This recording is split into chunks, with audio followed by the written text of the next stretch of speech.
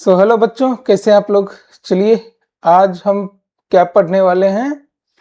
आज हम पढ़ने वाले हैं अकाउंटिंग पॉलिसी का सिलेक्शन हम कैसे करते हैं। क्योंकि ये सब थ्योरी है, थ्योरी आपको रटना है, समझ समझ के रटना है। प्रैक्टिकल करोगे तो फिर से आपको समझ में आ जाएगी।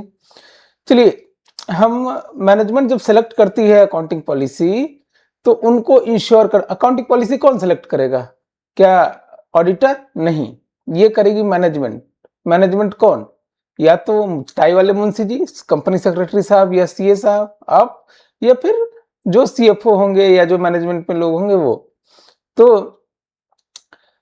उनको इस हिसाब से अकाउंटिंग पॉलिसी सेलेक्ट करनी है कि वो एक true, fair and useful view दे स्टेक होल्डर को। यार, ये बार बार हम यही देख रहे हैं कि ट्रू, फेयर और यूजफुल व्यू डिसीजन मेकिंग में हेल्प करे। ठीक है, यही सब चीज है ना। अब अभी हमने जो ऊपर पढ़ा है ना, उसी से डिराइव करना है इसको। तो ऐसी अकाउंटिंग पॉलिसी चाहिए जो ट्रू एंड फेयर व्यू आपको दे सके। अब सपोज कीजिए ना, मैं ऐसे बोलूं, आप एक कॉन्ट्रैक्टर हो या आपने एक रोड का कॉन्ट्रैक्ट लिया है जो 5 साल चलेगा।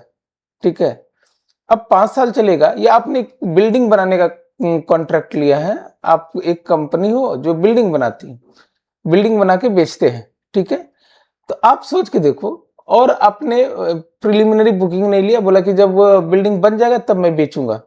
बोला ठीक है, तो आप सोच के देखो, अगर ये 2 साल लगेगा तो आपकी सेल्स कब होगी? दूसरे साल, क्योंकि कंप्लीट दूसरे साल होगा, फिर आपकी सारी की सारी उसमें प्रॉफिट होगी। और पहले साल क्या दिखेगा आपको? लॉस दिखेगा, क्योंकि खर्चे तो आपको पहले साल भी हो रहे हैं। तो इट मीन्स, मैं अगर बोलूं आपको कि मेरे को इनकम तो कुछ नहीं हो रहा है, लेकिन खर्चे हो रहे हैं। क्यों? क्योंकि मैंने अकाउंटिंग पॉलिसी ऐसी सेलेक्ट करी है कि मेरे जब कंप्लीट हो जाएगा उसके बाद में खर्चा दिखाऊंगा। तो पहले साल मेरा रेवेन्यू हो जाएगा 0। ठीक है, और खर्चा, सैलरी उरली, लेबर का खर्चा सब मान लेते हैं कि आ गया 5 करोड़ रुपया, तो आपको 5 करोड़ रुपए का लॉस दिखेगा। ठीक है, तो अब बताइए whether it is A correct view. नहीं, आप जैसे सीएस बनोगे, तो सीएस क्या अचानक से फाइनल का पेपर पास करोगे तो सीएस बन जाओगे? नहीं, सीएस तो आज से आप बनना शुरू हो गए हो। थोड़ा सीएस आज बन रहे हो, थोड़ा सीएस कल बनोगे, थोड़ा पहले परसों बनोगे। ऐसे कर करके एक लेवल अचीव करोगे, तब जाके आप सीएस बनोगे। ऐसा तो है नहीं कि सीएस या सीए बनोगे तो अचानक से एग्जाम पास किए, बस भगवान शंकर ने ऐसे आशीर्वाद दिया, यहां से किरण निकली, आपके माथे में घुसी और सारा नॉलेज आपको गेन हो गया। ऐसा नहीं है, वो तो डे बाय डे आप सीएस बन रहे हो धीरे धीरे। तो वो चीजें हैं। तो ऐसी पॉलिसी सिलेक्ट करना है जो ट्रू एंड फेयर व्यू आपको रिफ्लेक्ट करे। अब सपोज कीजिए, मैंने आपको कभी बोला था रिवैल्यूएशन वगैरह, ये सब आगे पढ़ेंगे। मान लेते एक लैंड परचेज किया था आपने 10 लाख में, आज 2 करोड़ की हो गई। तो एक सर्टेन पीरियड के बाद अब इसको ये कर सकते हैं, रिवैल्यू कर सकते हैं।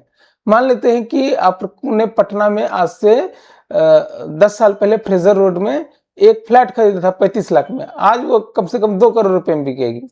ठीक है, तो जरूरी नहीं आप उसको 35 लाख में ही रखिए। कभी कभी एक सर्टेन पीरियड के बाद आप उसको रिवैल्यूएशन भी कर सकते, ताकि true and fair view they management को। ठीक है, फॉलो प्रूडेंस। प्रूडेंस मतलब क्या? अरे कंजर बनना है मुझे, कंजर बन के काम करना है। तो कंजर बन के काम करना का क्या मतलब हुआ? जहां भी इनकम को ओवर स्टेटमेंट नहीं करना। मैंने पहले ही बताया था कि इनकम अगर दिख रहा है आता हुआ, उसको नहीं लिखेंगे, लेकिन एक्सपेंस दिख रहा है आता हुआ, उसको लिख देंगे। इंश्योर मेटेरियलिटी, मैंने पहले ही बोला मेटेरियलिटी क्या होता है, सैंपल क्लास में ही बोला था। ठीक है, उसके बाद प्रमोट कंसिस्टेंसी। ये सब देखो ऊपर वाले से ही है ना, एक ही चीज को घुमा फिरा के दे रहा है। कंसिस्टेंसी आपको मेंटेन करना है। वंस एक पॉलिसी सेलेक्ट कर लिया, ये पूरे ईयर में यही चलेगी। और इससे क्या होता है, कंपेयर करने में आसानी होती है। मान लेते हैं पिछले साल भी सेम अकाउंटिंग प्रिंसिपल थी, इस साल भी सेम अकाउंटिंग प्रिंसिपल है, तो आपको कंपेयर करने में आसानी होगी। अब मान लेते पिछले साल आपने हिस्टोरिकल कॉस्ट पे दिखाया, इस साल वैल्यूएशन पे दिखाया, तो आपको दिखेगा पिछले साल लैंड तो मेरा 5 लाख में दिख रहा था, इस साल मेरा लैंड जो है 25 करोड़ में दिख रहा है। कंपैरेटिबिलिटी में आपको आसानी होगी, ये दिक्कत होगी। Comply with law and standard, आपको बहुत सारे एक्ट कंप्लाई करने हैं, companies act, income tax, SEBI guideline. आप सीएस बने हो इसीलिए, आपको तो लॉ ही ज्यादा पढ़ना है, ये तो बाकी तो अकाउंट्स वगैरह तो ये सब आपको क्या है, बोनस है। अकाउंटिंग स्टैंडर्ड वो भी आपको फॉलो करना है। इंड एस, पहले एएस हुआ करता था, हाँ, जो मैं कल भूल रहा था ना कि क्या बोलते थे उसको, अकाउंटिंग स्टैंडर्ड AS1 AS2, उसके बाद IFRS, फिर गैप। गैप के बाद ना हम लोगों ने एक एएस बनाया जिसको बोलते हैं इंड एस, ये इंटरनेशनली एक्सेप्टेड है। ठीक है, तो जो हमारी पॉलिसी है वो मेरा एएस और IFRS कंप्लाइड होना चाहिए और लीगली एक्सेप्टेड होना चाहिए। ठीक है, मतलब क्या हुआ लीगली एक्सेप्टेड का मतलब, देखिए अकाउंट्स ये नहीं कहता कि आप किस मीन से पैसे लेके आए। मैं लिख दूं क्या, किडनैपिंग बिजनेस से 5 करोड़ रुपए मिले हैं, अकाउंट्स को मतलब नहीं है लीगलिटी से, लेकिन जब आप एक कंपनी सेक्रेटरी हो तो आपकी ये ड्यूटी है कि आप ये इंश्योर कीजिए। चेंज इन अकाउंटिंग पॉलिसी कब कब कर सकते हैं, अकाउंटिंग पॉलिसी आप कब कब चेंज कर सकते हैं, अपने मन से नहीं चेंज कर सकते हैं। तो कब कब चेंज कर सकते हैं, उसके लिए क्या हुआ कि अगर रिक्वायर्ड बाय लॉ या स्टैंडर्ड, पहले क्या था, मान लेते हैं सपोज कीजिए कि आपको एएस था, एएस से मैं इंड एस में गया, कैसे गया, गवर्नमेंट बोली, आईसीआई ने बोला, institute of chartered accountant of India ने बोला कि इस पीरियड तक आप इंड एस में शिफ्ट हो जाइए, या आपको इंड एस से गैप में जाना है, ग्लोबली एक्सेप्टेड अकाउंटिंग प्रिंसिपल पे जाना है। ठीक है, तो ये क्यों होगा, जब लॉ बोलेगी कि आपका एक सर्टेन टर्नओवर पहुंच गया है, आपके बहुत सारे ब्रांच एमएनसी वगैरह ग्लोबली हैं, तब जाके आप ये कर सकते हैं। Better presentation of financial statement, of course अगर आपको बेटर प्रेजेंटेशन के लिए आपको लगता है, जैसे आप क्या कर रहे थे, मान लेते हैं कि आप हिस्टोरिकल कॉस्ट पे लैंड को दिखा रहे थे, ओके, ना उस लैंड की वैल्यू बहुत बढ़ गई, तो हो सकता है आप 5 साल 7 साल में बोले कि अच्छा ठीक है, मैंने इसको कॉस्ट पे नहीं दिखा के इसको मैं वैल्यू पे दिखा लेता हूं, एनआरवी पे, नेट रियलाइजेबल वैल्यू पे दिखा लेता हूं, सो दैट मेरी बैलेंस शीट अच्छी दिखेगी और फाइनेंशियल स्टेटमेंट भी अच्छा दिखेगा। ठीक है, उसके बाद इंडस्ट्री प्रैक्टिस से कंपेयर करने के लिए, तो सपोज कीजिए कि जैसे मैंने आपको एग्जांपल दिया कि मैंने एक चीज बताया था ना कि जैसे इनकम अगर फोर्सिएबल है उसको मैं बुक नहीं करता, लेकिन जब आप बिल्डर हो तो मुझे बुक करना पड़ेगा ना, क्योंकि इंडस्ट्री में यही चलेगी, नहीं तो मुझे पहले साल लॉस दिखेगा और दूसरे साल जब कंप्लीट हो गया तो बहुत ज्यादा प्रॉफिट दिखेगी। तो मुझे वैसा भी नहीं करना, मुझे क्या करना है, दोनों में बैलेंस रखना है, इस साल भी प्रॉफिट है, अगले साल भी प्रॉफिट है, क्योंकि अचानक से बिल्डिंग नहीं बन गई, बिल्डिंग तो मैं डे बाय डे बना रहा हूं, लेकिन मेरी सेल हो रही है सेकेंड ईयर में। तो अगर इंडस्ट्री में, क्योंकि दूसरे इंडस्ट्री में बाकी लोग क्या करेंगे, थोड़ा profit based on percentage completion आगे बढ़ेंगे, क्या होता है इस बार दिखाएंगे और अगले बार रिमेनिंग दिखाएंगे नेक्स्ट ईयर में, अगर 2 साल का प्रोजेक्ट है तो कंप्लाई करने के लिए इंडस्ट्री प्रैक्टिस से भी आप इसको चेंज कर सकते हैं अकाउंटिंग पॉलिसी में।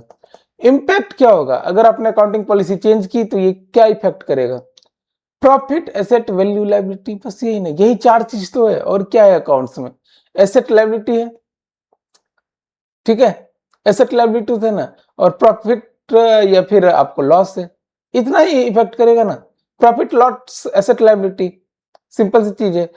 और आपको वो जो इम्पैक्ट है ना वो दिखाना पड़ेगा कहां पे आपको, वो तो जैसे मैंने आपको बताया ना, एक डिस्क्लोजर रिक्वायरमेंट होती है आपको। बिगिनिंग की चीज क्या है, general ledger trial balance, financial statement किसको बोलेंगे, PL, balance sheet, cash flow, और एक हो गया डिस्क्लोजर। तो डिस्क्लोजर में आपको डिस्क्लोज करना पड़ेगा कि भैया जो हमने चेंज किया है ना इसका इम्पैक्ट ये है। और चलिए दादा, यही देखो कितनी थ्योरी है आपको महाराज, बहुते है, सब एक लाइन में पढ़ोगे ना सब याद आ जाएगा, सब आपको समझने वाली है। ठीक है, इसमें कहीं भी कोई दिक्कत नहीं होगा। देखिए मेजरमेंट क्या है, मेजरमेंट है असाइनिंग नंबर टू ऑब्जेक्ट, मतलब नंबर क्या है, मशीनरी परचेज किया, ठीक है, तो इसको कैसे मेजर करेंगे, अरे भैया मशीनरी परचेज किया, टका कितना लगा, मनी, मनी कितना लगा, बोला क्या कि मनी लगा हमको 5 लाख रुपया, बोले 5 लाख हमने मेजर किया है। हमने क्या किया, किसी ऑब्जेक्ट को, मशीनरी को एक नंबर दिया, ठीक है, नंबर कैसे दिया, 5 लाख, ये किस फॉर्म में होगा, रुपीज के फॉर्म में। इसी तरीके से कोई इवेंट है, सपोज कीजिए कि आपने क्या किया, एक सेल्स का प्रोग्राम किया गोवा में। बहुत सारे ऐसे लोग होंगे जिनके रिलेटिव्स या फादर होंगे जो डीलर होंगे, जिनको आप देखते होंगे कि डीलरशिप का जो एनुअल प्रोग्राम होता है वो कहीं बाहर गोवा या विदेश में होता है। तो क्या हुआ, एक इवेंट ऑर्गेनाइज किया, उसमें खर्चा आया मान लेते 5 करोड़। इवेंट में क्या मैंने साइन किया, 5 करोड़ रुपया। वो क्या है, मनी के फॉर्म में। ठीक है, कोई मान लेते हैं एट्रीब्यूट्स, गुड, गुड मतलब आप जैसे गुडविल टाइप का चीज समझिए या फिर ट्रेडमार्क टाइप का समझिए, कोई स्किल समझिए, वो आपने कहीं से एक्वायर किया, उसके लिए एडिशनल उसको बोनस दिया। ठीक है, टेक्निकल नो हाउ समझ लीजिए, आज बोलते हैं टेक्नोलॉजी ट्रांसफर, टेक्नोलॉजी ट्रांसफर समझ लीजिए, उसके लिए हमने 500 करोड़ रुपए दिए, एक नंबर असाइन कर दिया 500 करोड़। ठीक है, अब आप समझिए कि आप एक टीचर हो, आपने मतलब आप सपोज कीजिए कि आप टीचर हो और आप एक सीएफओ बन गए किसी कंपनी को, पढ़ाने का शौक है, आप सबको बुला बुला के पढ़ाते हो, अच्छे भैया ऐसे नहीं ऐसे करो, ऐसे नहीं ऐसे करो, आपने ट्रेनिंग दी। ये इवेंट को मैं क्या असाइन करूं, कोई नंबर असाइन कर सकता हूं? बोला नहीं, ये तो ठीक है, एक बॉस ने अपने एम्प्लॉय को बात किया, उसको ट्रेनिंग दिया, इवेंट हुआ, लेकिन इसमें पैसा इन्वॉल्व नहीं हुआ। तो हमने क्या सीखा था कि अकाउंट्स में पैसा इन्वॉल्व होना चाहिए तभी रिकॉर्ड करेंगे, यही है। और क्या है दादा, तो object in event to be measured in accounting, क्या है ऑब्जेक्ट और इवेंट, ये मैं बता चुका हूं अभी क्या होता है, ऑब्जेक्ट क्या होता है, इवेंट क्या होता है। ऑब्जेक्ट का देख लो, ये थोड़ा ना अंग्रेजी में बोल रहा है, थिंग्स ऑन या कंट्रोल्ड बाय बिजनेस। अरे भैया मैं मशीनरी खरीदा तो वो मैंने ऑन है ना मेरा, या फिर मैं उस पर कंट्रोल कर रहा हूं ना। जैसे ये दे रहा है land, building, machinery, furniture, stock, bank balance. ठीक है, ये सब नौटंकी। इवेंट क्या हो गया, इवेंट इकोनॉमिक एक्टिविटी या फाइनेंशियल ट्रांजेक्शन। ठीक है, जैसे आपको मैंने बोला कि कहीं पे आपने सेल्स आउटरीच प्रोग्राम किया, वो सारी चीजें। जैसे हो गई कि आपने, अब सिंपल ना, एक ये नहीं भी किया इवेंट, अगर आपने एक सेल किया तो this is also an event, purchase किया दिस इज एन इवेंट, ये आपका ऑब्जेक्ट नहीं है ना। आपने मान लेते हैं कि सपोज कीजिए कि आपने ट्रैवलिंग पे किया, ट्रैवलिंग एक्सपेंस पेड या एक्सपेंस पेड, ये भी एक इवेंट है। तो इससे क्या होता है, ये जो इवेंट है इससे क्या होगा, change in value of asset liability या इनकम एक्सपेंस। अब देखो यही चीजें जो ना, जो मैंने बोला ना मनी के फॉर्म में होना चाहिए, उसी को थोड़ा सा अंग्रेजी में लिख दिया। भाई एक चीज, सिंपल सी चीज बताओ, अगर उसने अंग्रेजी में लिख दिया तो इसका क्या मतलब हुआ, अंग्रेजी में लिख दिया change in value of asset liability या इनकम एक्सपेंसेस कब होगा? अब बताइए, ये तो तभी होगा ना जब मनी के फॉर्म में होगा। ठीक है, तो उसी को अंग्रेजी में लिख दिया। अच्छा, इवेंट को, हाँ एक चीज, ये पीएल में, क्योंकि सेल्स परचेज ये सब पीएल में जाती है, इनकम स्टेटमेंट में, और ऑब्जेक्ट जो है वो जाती है बैलेंस शीट में, आगे देखेंगे। ठीक है, इसके बाद एक और चीज हम देख लेते हैं, बस आज के लिए इतना ही काफी रखेंगे। की difference between event and object, object balance sheet में जाएगा, इवेंट पीएल में जाएगा। इवेंट मतलब सेल परचेज खर्चा, ठीक है, ऑब्जेक्ट मतलब एसेट खरीदा, लाइबिलिटी खरीदी। ठीक है, लाइबिलिटी इनकर हुआ। मीनिंग आप यहां से देख लेना ये क्या होता है, स्टैटिक ऑब्जेक्ट स्टैटिक होता है, एक बार आपने मशीनरी खरीद लिया तो स्टैटिक रहेगा, और इवेंट डायनेमिक होता है। उसके बाद स्टैंडर्ड स्केल ऑफ मेजरमेंट। अब हाँ एक चीज है कि यूनिट में स्टैंडर्ड होना चाहिए, कहीं कहीं पे एक जगह आपने हजार में बुक कर दिया, दूसरी जगह रुपीज में लिख रहे हैं, कहीं डॉलर में लिख रहे हैं, तो ऐसा नहीं चलेगा, एक यूनिफॉर्मिटी मेंटेन होनी चाहिए। ठीक है, तो अगर मान लेते सेल है, आपने डॉलर में भी सेल किया है, तो आपको कन्वर्ट करके रुपी में लिखना है। ओके, अब इसी का देखिए यहाँ पे टाइम इन, कई सारे डायमेंशन ऑफ मेजरमेंट क्या हो, एक टाइम डायमेंशन कि मंथली ईयरली कितना, मंथली सेल है, मंथली एक्सपेंस है, जैसे मान लीजिए आप रेंट है, रेंट डेली बेसिस पे तो नहीं दे रहे ना, मंथली बेसिस पे दे रहे हैं। उसके बाद वैल्यू डायमेंशन, वैल्यू डायमेंशन क्या है, जो चूजन प्रिंसिपल है, जैसे मैं आपने बोला हिस्टोरिकल कॉस्ट पे लेंगे तो उसी पे लेंगे सबका, ऐसा नहीं कि एक बिल्डिंग हमने हिस्टोरिकल कॉस्ट पे ले लिया, दूसरा मैंने फेयर वैल्यू पे ले लिया, ऐसा नहीं करेंगे। ठीक है, अब आते हैं अकाउंटिंग एट मेजरमेंट डिसिप्लिन, ये सब सब पढ़ लेना यार, ये सब एक एक लाइन की चीज है, ये मैं आपको बता देता हूं। इसके बाद हम लोग आज की क्लास एंड करेंगे। वैल्यूएशन प्रिंसिपल इन अकाउंटिंग, एक हिस्टोरिकल कॉस्ट समझ में आ रहा है आपको, फेयर वैल्यू प्रिंसिपल भी समझ में आ रहा है। रियलाइजेबल वैल्यू मतलब आज अगर मैं बेचने जाऊं, सपोज कीजिए, तो कितने में बिकेगा? आज मैं अगर इसको बेचने जाऊं तो कितने में बिकेगा? डिस्ट्रेस सेल में, मतलब सपोज कीजिए कि एक जमीन आपकी 5 लाख की है और वो आज 5 लाख में खरीदी थी, आज की वैल्यू उसकी हो गई है 5 करोड़, लेकिन अचानक से बेचने जाओगे वो 5 करोड़ में नहीं बिकेगी, वो हो सकता है 4.5 करोड़ में ही बिकेगी। आपको अगर अर्जेंसी हो कि मुझे 10 दिन में ही बेचनी है, क्योंकि सामने वाला समझता है इसको तो जरूरी है, इसको तो पैसे की जरूरत है, इसको मैं कम में दूंगा।